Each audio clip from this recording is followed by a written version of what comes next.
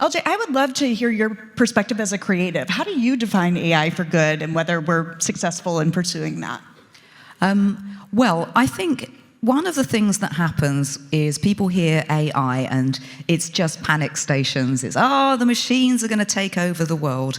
But even with Google's ML, their new music generating algorithm, it sounds, okay. I think that creative people can use AI as a tool, as a collaborator, and together we can inspire better, and maybe even democratize composition. The most beautiful symphony in the world could be in the head of one of you, and you might not be a musician. So how do you get the music out of your head and into the wider world? Well, with AI, you could perhaps sit down and say, I want a piece of music that sounds like the clouds have just rained down and the rainbow is coming through, and you could turn these words, these thoughts into a beautiful symphony.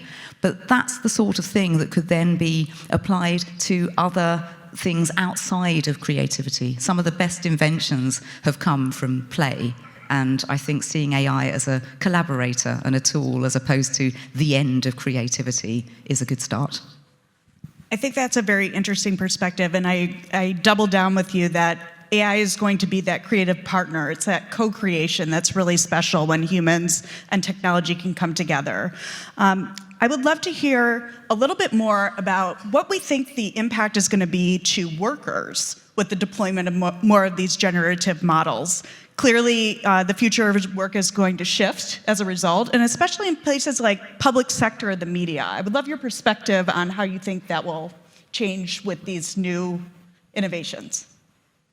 Okay, so if we will talk about generative AI models, so just to give you a better context, that any model that can generate text, code, image, but all of these model has been trained by our data, so it will generate our thoughts, but in a different context. So it will not be creative as much as us because it's trained using our creativity. And there is a limitation until now. For example, in these chatbots, there is still misinformation, misleading.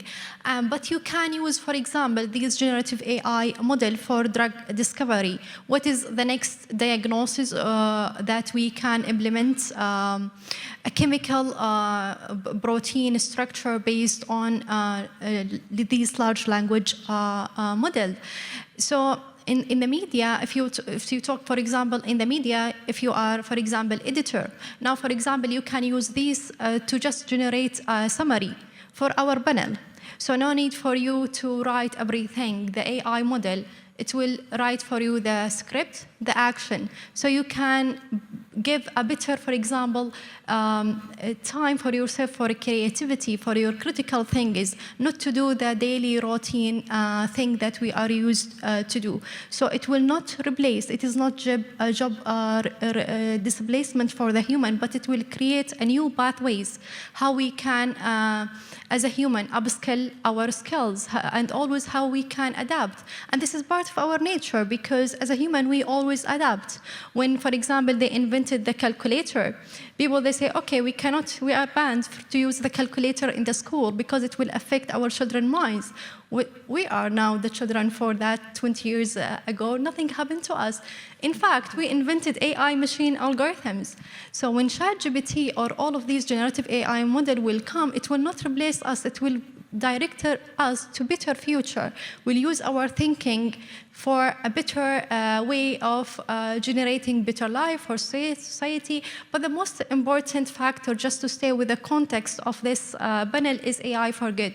So how we can implement these algorithms, these technology advancement in different sector for a better future. This is the most important thing, that it will keep us as a human to use this technology, not only use it for sustainability, but also develop sustainable solution, because there is no need for you to waste your time inventing a technology that maybe we will not be able to serve it for the people because of the energy consumption, because of its carbon footprint on the earth, because of the limitation of the cost that it will associate with these generative AI model. So from AI industry perspective, policy makers, industry industry experts, we have to sit together and discuss how we can address all of these challenges that we are having today for having a better future, whether using generative AI model or autonomous robotics or any advanced technology in the sector. So what I think I'm hearing is it will allow us to lean into the things that humans do uniquely well: innovation, creativity, and really being able to demonstrate our subject matter expertise while maybe taking off some of the burden of the very administrative, repetitive, and taxing kinds of lookup activities.